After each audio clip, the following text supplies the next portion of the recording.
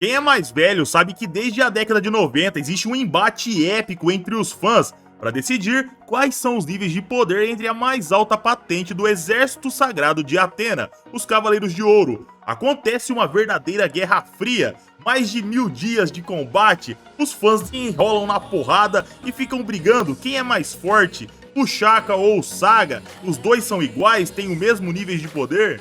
Os Cavaleiros de Ouro têm o mesmo nível de força? Eles são equivalentes? O que acontece? E hoje eu vou trazer a minha opinião, o meu ponto de vista, a minha contribuição sobre o assunto, onde eu listarei do mais fraco ao mais forte Cavaleiro de Ouro. Aqui quem fala é o Jeter e eu conto com o seu like e sua inscrição, ativa as notificações para não perder nenhum vídeo quando sair aqui no canal. E bora lá, meus amigos, sejam bem-vindos a mais um vídeo aqui na Sociedade Z.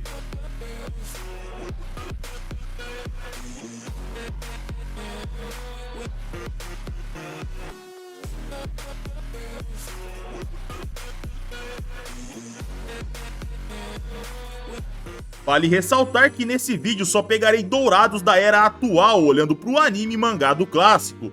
Então episódio G, Lost Canvas, Next Dimension não serão considerados. Um adendo que é importante fazer é que todos os Cavaleiros de Ouro são próximos, todos atingem o sétimo sentido e se movem na velocidade da luz. Por isso Kurumada diz que dois Cavaleiros de Ouro se enfrentando resultaria numa guerra de 1000 dias. Isso é uma hipérbole do autor, querendo demonstrar que eles são de certa forma equivalentes. Só que equivalentes é diferente de terem poderes iguais. E o último ponto, e mais não menos importante, pelo contrário, é que em Cavaleiros do Zodíaco uma batalha se resume em vários fatores. Bem além de serem mais fortes ou mais fracos, quem tem o maior cosmo e conseguir fazer com que esse cosmo queime, junto a habilidades e estratégia, pode vencer a luta. Logo, essa lista é só a minha opinião, a opinião de quem nasceu na década de 90, e desde que eu me conheço por gente, eu acompanho a obra. Porém, eu quero saber a sua opinião, comente sua lista aí também. E bora lá, para abrir a porteira do mais fraco ao mais forte, na 12ª colocação, eu coloco o Máscara da Morte, o Cavaleiro de Ouro de Câncer, com 1,84 m e pesando 82 kg. Ele que é o protetor da 4ª casa do Zodíaco, ele é descrito da seguinte forma: lutar é sua vida, matar é a sua alegria. Máscara da Morte tem um conceito de justiça distorcido. Ele acredita que os fins justificam os meios. Para fazer invasores recuarem, ele decora sua casa de câncer com o rosto das suas vítimas. Seus atributos físicos estão entre os mais elevados, isso olhando para todo o exército de Atena. Ele domina o sétimo sentido, o coloca acima de Cavaleiros de Bronze e de Prata. Seus ataques atingem a velocidade da luz, assim como todos os Cavaleiros de Ouro. Ele domina o Arayashiki, ou melhor, o 8º sentido, frequentemente podendo se mover livremente no submundo. Ele possui super força, super resistência e super velocidade. Ele possui telecinese com suas ondas do inferno. Ele exerce domínio sobre o Sekishiki, podendo arrastar almas ao mundo dos mortos, galera. Máscara da Morte pode criar portais dimensionais, isso para a entrada do submundo, podendo ele ir e vir do Yomotsu Hirasaka, na sua forma humana ainda por cima. Muitos têm esse cavaleiro como um qualquer, por ter perdido pro Shiryu lá nas 12 casas. Fora isso, ele fingiu trair a Atena e foi barrado por Mu lá na saga de Hades. Mas eu digo pra vocês, meus amigos, Máscara da Morte como um Cavaleiro de Ouro está longe de ser um qualquer. Na 11ª colocação eu coloco o Afrodite de Peixes, com 1,83 m e pesando 72 kg.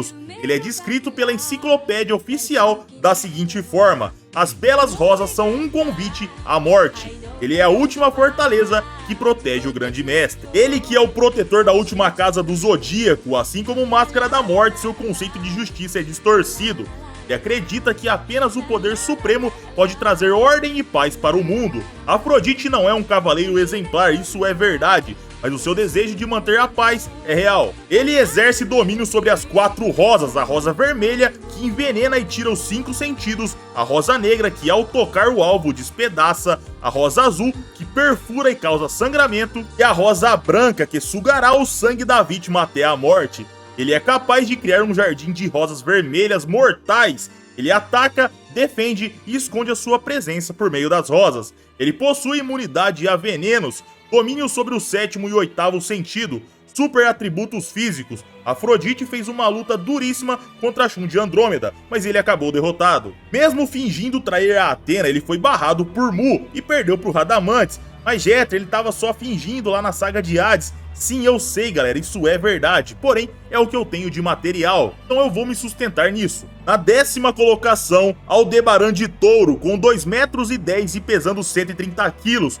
Ele é descrito como sendo o bravo touro dourado erguendo uma muralha de ferro. Aldebaran tem a maior força física de todo o santuário de Atena. Seu estilo de luta se resume na posição de Iai, cruzando os braços e tomando uma posição de luta defensiva e ofensiva ao mesmo tempo. Mesmo com braços cruzados, seus golpes saem à velocidade da luz. Ele exerce domínio sobre o sétimo sentido e o Arayashiki, ou seja, o oitavo sentido. Contra Sorento de Cirene no mangá, mesmo tendo seu cosmo reduzido a 1% e ficando surdo, Aldebaran barrou a investida do Marina de Poseidon. Ele possui super atributos físicos. O único movimento seu derrubava Yoga, Shiryu e Shun no anime. Seu trunfo é o grande chifre. Ao descruzar seus braços, Aldebaran disparará uma rajada de energia colossal. Tudo isso na velocidade da luz. Aldebaran, na saga do Santuário, queria ensinar aos Bronze Boys sobre o domínio do sétimo sentido. Ele parou o ataque mortal de Sorento lá na saga de Poseidon. Na saga de Hades, ele morreu contra Niobe de Deep, mas isso ocorreu pelo fato, galera, do cheiro do veneno do Niobe ser o mesmo da flor que ele estava cheirando. Aldebaran estava surdo, distraído, mas mesmo assim, ele levou a vida do espectro de Hades. Ele é um colosso. Pena que no anime ele foi muito mal explorado, por isso leiam o mangá.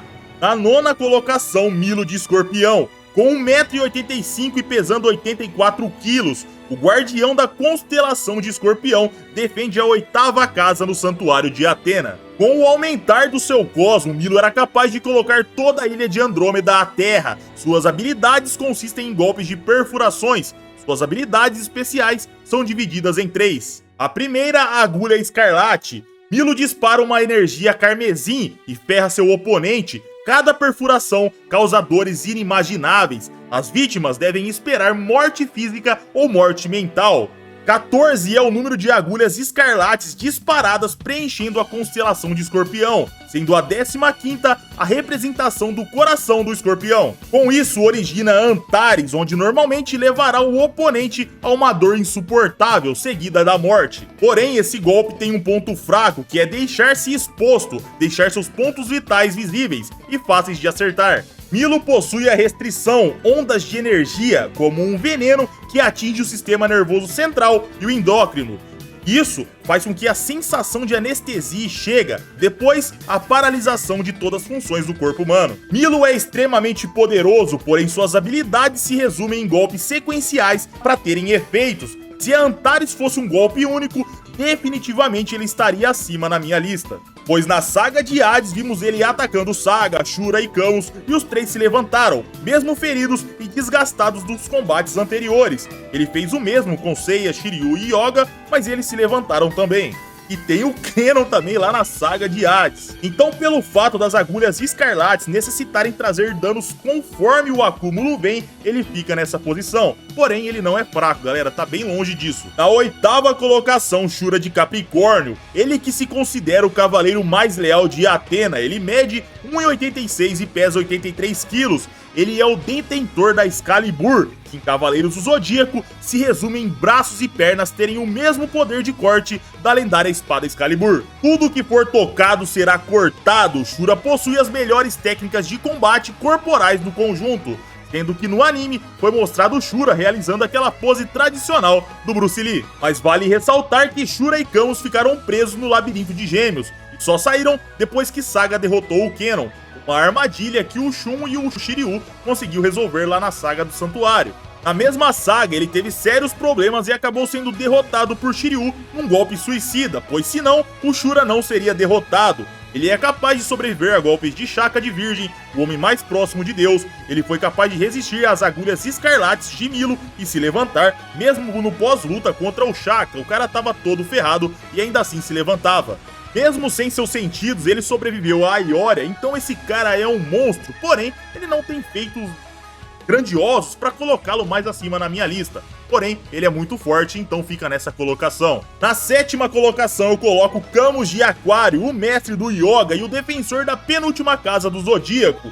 Com 1,84 m e pesando 76 kg, Camus é conhecido como o Mago do Gelo, capaz de baixar a temperatura ao zero absoluto. Com seu Cosmo ele replica ataques congelantes, podendo criar, moldar e usufruir de qualquer habilidade do tipo de gelo. Ele tem total domínio sobre o sétimo sentido, ele pode se movimentar livremente no submundo, no pós-morte. Consequentemente, ele tem o oitavo sentido, o Araya-Shiki. Ele possui super atributos físicos, telecinese, clarividência, capaz de mostrar o navio naufragado da mãe do Yoga pro cara. Ele possui 3 habilidades especiais. A primeira é o Pó de Diamante, uma habilidade que consiste em criar cristais de gelo que avançam em alta velocidade em seus oponentes. A segunda é a Esfinge de Gelo, capaz de aprisionar oponentes em um bloco de gelo, dito ser algo indestrutível. Nem Cavaleiros de Ouro conseguiriam destruir. Porém, o Shiryu quebrou a esfinge com a espada da armadura de Libra. Então sei lá o quão indestrutível é isso. O que aconteceu, aconteceu. E a terceira, o seu trunfo principal, a execução Aurora. Ao erguer sua mão, Camus prepara e dispara um ataque na temperatura mais baixa de todo o universo, o zero absoluto. Camus é extremamente poderoso, muitos rebaixam ele pelo fato dele ter sido derrotado pelo Yoga, que replicou o seu zero absoluto e o superou. Porém, galera, isso não é demérito nenhum. O Camus é um monstro, ele é capaz de causar danos em Mudiares, resistir a Ioria, Milo e mesmo ferido e sem sentidos. Na sexta colocação, a Ioria de Leão, ele que é o guardião da quinta casa do santuário, com 1,85 m e pesando 85 kg. O Leão de Atena esbanja uma personalidade justa, mas explosiva. Ele é o irmão mais novo do Cavaleiro de Sagitário. A Ioria tem habilidades básicas relacionadas ao punho, porém desenvolvidas ao ápice. Ele possui super atributos físicos, tendo ele o soco mais forte entre todo o exército de Atena, habilidades de cura, telecinese. Suas habilidades especiais são de 2 tipos. Primeiro, a Cápsula do Poder, que consiste em golpear a ponto de romper a atmosfera e criar um vácuo, seguido de uma potente rajada de energia na velocidade da luz. Segundo, o Relâmpago de Plasma, 100 milhões de socos disparados na velocidade da luz, atacando o alvo em todas as direções. A sensação descrita por esse golpe, que é como se o corpo inteiro estivesse sendo cortado por cada feixe de luz. A Ioria é extremamente poderoso, porém ao usar o Relâmpago de Plasma no Saga, o mesmo parou o golpe com as mãos. Isso, galera, dá uma menosprezada no cara. Porém, é o Saga, o cara é um monstro. O próprio Shura e Camus, que estavam com ele, falam, cara, a gente não vai ser capaz de enfrentar esse cara feridos, a gente tá todo ferrado aqui. Se não fosse o Saga lá, os caras estariam ferrados. No mangá ele é bem superior do que no anime, sendo que ele mataria o Seiya com a armadura de Sagitário. O cara é capaz de acabar com vários espectros de Hades em instantes. Então galera, ao meu ver esse cara é um monstro, ele conseguiu trocar golpes com Chakra de Virgem com o olho fechado. Ou seja, o cara é monstruoso, galera. Na quinta colocação, meu Cavaleiro de Ouro favorito, Mudiares, o guardião da primeira casa do Zodíaco. Com 1,82 m e pesando 75 kg, Mu escolhe muito bem as suas lutas. Ao entrar em uma batalha, esteja preparado para lidar com um cara capaz de vencer Máscara da Morte e Afrodite juntos. Ele conseguia resistir e se esquivar por um curto período de tempo de Saga, Shura e Camus. Além das habilidades em combate, o Mu tem habilidades capazes de restaurar armaduras, galera. Sendo ele o dono do maior poder telecinético de todo o exército de Atena. Suas habilidades psíquicas são tão extremas que o submundo de Hades tinha conhecimento sobre seus poderes. Ele exerce domínio sobre o sétimo sentido e o oitavo sentido, o Araya-Shiki. Ele domina o teletransporte, podendo se teletransportar e fazer o mesmo com até 8 pessoas. Com sua telecinese, ele é capaz de libertar indivíduos presos em outra dimensão. Ele tem 3 habilidades especiais. A primeira, a Rede de Cristal, uma habilidade capaz de prender o alvo em fios de cristais. A segunda, a Muralha de Cristal, uma barreira invisível capaz de devolver qualquer ataque jogado na barreira. Em terceiro, a Extinção Estelar, onde Mu eleva seu cosmo e gera a luz das estrelas. O alvo acertado sumirá, o destino é o Mu que decide, ao fim do brilho o alvo desaparecerá. Na minha opinião, se Mu lutasse na primeira casa do Zodíaco, lá na saga do Santuário, os Bronze Boys teriam grandes baixas. Em quarto lugar, Doko de Libra, ou Mestre Ancião, chamem como vocês quiserem. Com mais de 260 anos de idade e com 1,70 m, Doko de Libra na sua forma jovem é um dos cavaleiros mais completos que existe na história. O mestre de Shiryu é reconhecido e respeitado pelos próprios Cavaleiros de Ouro. Mesmo na sua forma idosa, ele era capaz de se equivaler aos golpes de Xion de Ares. Ao liberar seu cosmo e voltar para a forma jovem, Doko é colossal. Seu domínio sobre o cosmo é o mais refinado entre os dourados. Ele tem domínio sobre o sétimo e o oitavo sentido, capaz de ir ao submundo sem estar sujeito às leis da morte. Ele possui super atributos físicos, inteligência a nível genial, graças a centenas de anos vividos. Poderes paranormais como telepatia e psicocinese. Como detentor da armadura de Libra, ele é capaz de usar as 12 armas em combate, as únicas armas permitidas por Athena em combate. Porque, pra quem não sabe, Athena odeia armas, sendo Libra apenas a exceção. As armas que tem na armadura de Libra são de 6 tipos diferentes. Cada tipo possui um conjunto de 2 armas, tendo elas o tonfá, o tridente, a espada, o escudo, a barra dupla e a barra tripla. Doko possui 3 habilidades especiais mostradas. A primeira é a harmonia com a natureza. Doko esvazia sua mente e se funde com a natureza. O seu cosmo harmoniza com os elementos. Com isso, ele é capaz de anular ataques que utilize a natureza contra ele. Segundo, ele possui a cólera do dragão, um soco direto emanando um dragão. Golpe capaz de reverter o fluxo da cachoeira dos 5 picos de Rozan. E em terceiro, o seu trunfo principal, a cólera dos 100 dragões. O cosmo é elevado ao máximo, inúmeras rajadas de cosmo serão disparadas, o ataque mais forte do Cavaleiro de Libra. Em terceiro lugar, Aiolos de Sagitário, com 1,87 m e pesando 85 kg. Ele seria o sucessor do grande mestre Xion, acreditado como um cavaleiro lendário após sua morte. Ele e Saga, quando vivo, eram comparados. Logo, os dois eram candidatos ao posto de grande mestre. Aiolos trouxe a inveja de Saga. Saga não suportava a presença daquele cara, sendo ele capaz de resistir ao próprio Saga e Shura, e isso com a bebê Athena em seus braços. Aiolos é definitivamente um dos cavaleiros mais fortes da história. Mesmo morto, ele projetava sua alma na armadura de Sagitário. Nem a morte parava esse cara. Um monstro, uma pena ter pouco material do cavaleiro, porém já é material o suficiente para deixá-lo nessa colocação. Em segundo lugar, e agora começa a treta, galera, eu vou colocar o Saga de Gêmeos. Com 1,80 m, nossa, já tô dando risada, vai dar uma merda isso, cara. Agora já vou estar levando um xingo absurdo, mas enfim.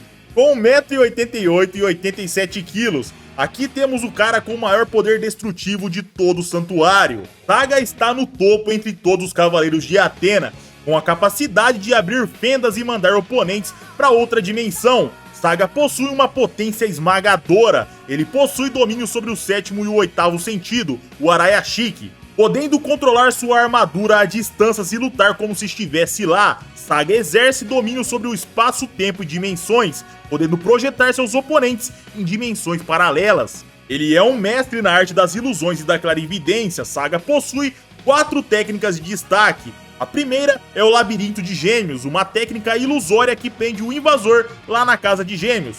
Se o invasor não perceber um modo de sair de lá, ele ficará preso por toda a eternidade. A segunda habilidade, o Satã Imperial, uma habilidade capaz de tomar a mente do seu alvo, sendo o Aioria de Leão, um cavaleiro de ouro, um dos seus alvos. A terceira habilidade, Outra Dimensão, ao elevar seu cosmo, Saga cria uma fenda no espaço-tempo e envia o alvo para outra dimensão, podendo fazer o alvo vagar por toda a eternidade. Quarta habilidade, Explosão Galáctica. Saga dispara um poder que assume a forma de diversos planetas se chocando violentamente contra o alvo. Ou seja, o Saga é um monstro. Se vocês verem ele acima do Shaka, não é nenhum absurdo, porém, não é como eu penso, não foi a forma que eu interpretei a obra. Porém, se você ver outra pessoa interpretando que o Saga é mais forte, sem crise, não tem problema. Comente, inclusive, a sua opinião. Em primeiríssimo lugar, o Cavaleiro de Ouro mais forte, Shaka de Virgem, com 1,82 m e pesando 68 kg. Shaka é descrito por ser o homem mais próximo de um deus. Ele é a própria reencarnação de Buda. Na enciclopédia oficial, Shaka é descrito tendo o maior cosmo entre todos os Cavaleiros de Ouro. O próprio Saga dizia que para Shaka ser derrotado, nem que o céu viesse abaixo, ele perderia. Tudo isso para demonstrar o poder do cara, galera. O Shaka, ele se priva da visão, tudo isso para acumular cosmo. Mesmo de olhos fechados, ele era equiparado ao Ayora de Leão. Ao abrir seus olhos, ele enfrentou Saga, Shura e Kamo, sendo capaz de resistir aos três, jogando todas as suas habilidades no cara ao mesmo tempo. Ah, mas Jeter, o Shaka perdeu pro Ikki. Calma lá, cara, não é bem assim. No momento, o Shaka e o Ikki estavam num espaço-tempo distorcido e o Shaka pede a ajuda do Mu pra sair de lá. O Mu diz pra ele que Shaka poderia sair de lá tranquilamente, por que ele tava enrolando, por que ele não fazia isso. Shaka diz que ele poderia sim sair sozinho, mas ele queria salvar o Ikki, e para isso ele precisava da ajuda do Mu. Shaka só foi derrotado por Saga, Shura e Camus ao realizarem a habilidade mais forte dos Cavaleiros de Ouro, uma habilidade realizada por 3 Cavaleiros de Ouro, a exclamação de Athena, mas os 3 dourados saíram do combate sem mal conseguir ficar em pé, privados de todos os seus sentidos. Shaka foi o primeiro cavaleiro a atingir o 8º sentido, o Arayashiki. Ele não está sujeito às leis da morte, ele possui super atributos físicos, manipulação de memória, levitação, manipulação de ilusões, projeção astral. Ele é capaz de sair do estado de Nirvana e ir para o outro século. E galera, quando eu falo aqui estar sujeito às leis da morte, eu digo no sentido do cara morreu, ele vai ficar lá no submundo, sujeito às regras de lá. Mas o caso do Shaka é diferente.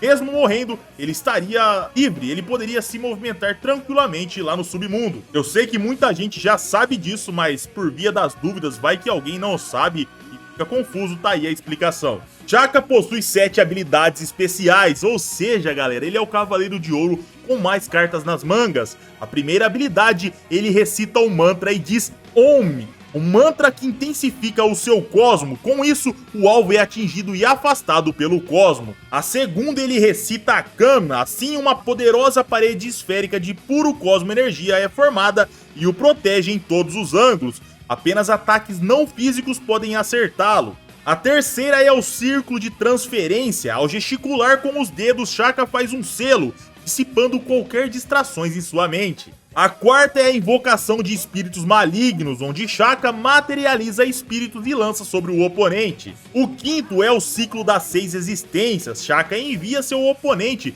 para um dos 6 mundos da metempsicose. Gente, olha que roubado! O primeiro mundo é o mundo dos demônios, onde os corpos ficarão esqueléticos, somente a barriga cresce devido a uma inflamação. Lá, vomitarão sem parar e consumirão cadáveres. O segundo mundo, o das feras, um lugar onde você viverá, lutará, alimentará entre predadores e tudo isso para sempre. O terceiro, o mundo das chacinas, o sangue jorra eternamente, a morte faz parte do cotidiano e as batalhas jamais terminarão. O quarto, o mundo dos homens, tristeza, alegria, fúria, risos, tudo se mistura, não existirá mais o bem e o mal. O quinto, o inferno, um mar de lava e montanhas espinhosas. Aqueles aqui sofrerão eternamente uma dor indescritível.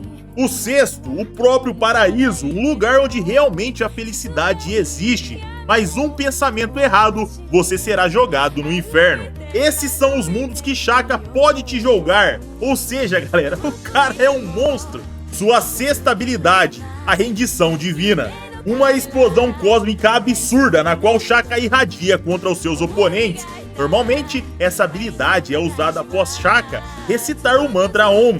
E o sexto, o Tesouro dos Céus, sua mais poderosa habilidade. Ao abrir os olhos, o cosmo acumulado explode, unindo ataque e defesa. O adversário irá tomar o golpe. Em seguida, de 1 a 1, ele perderá todos os sentidos. E por esses motivos, essas habilidades, pra mim, o Shaka é o dourado mais forte que temos na geração atual. Mas eu quero saber a opinião de vocês, vocês concordam ou não com a minha lista? Comentem a de vocês aí embaixo. O Shaka é mais forte que o Saga? Ele não é não?